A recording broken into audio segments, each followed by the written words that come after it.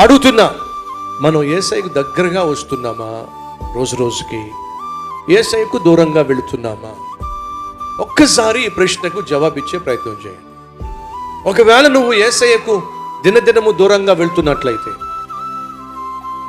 కొత్త కొత్త ఆశలు, కొత్త కొత్త కోరికలు, కొత్త కొత్త స్నేహాలు, కొత్త కొత్త బంధాలు, కొత్త కొత్త అలవాట్లు, కొత్త కొత్త సర్కిల్లో నీ జీవితంలో ప్రవేశించి నిన్ను దేవునికి దూరంగా తీసుకుని వెళ్తున్నట్లయితే, అంతకంటే ఘోరమైన తప్పిదము, పాపము మరొకటి లేదో.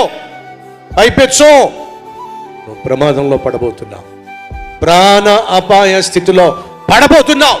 రక్షించే నాదుడు లేని చోటికి నువ్వు వెళ్ళబోతున్నావు. నీ జీవితం అనే ప్రయాణంలో ఎప్పుడు నువ్వు దేవుని చిత్తానికి, ఆయన ఇష్టానికి వ్యతిరేకంగా అడుగులు వేసుకుంటూ, తీర్మానాలు తీసుకుంటూ ఇష్టానుసారంగా జీవించాలని వెళ్ళు. ఆ మార్గము కాసేపు నీకు సంతోషాన్ని ఇస్తుందేమో కానీ ఆ తరువాత నిన్ను సమాధి చేసి పడేస్తుంది.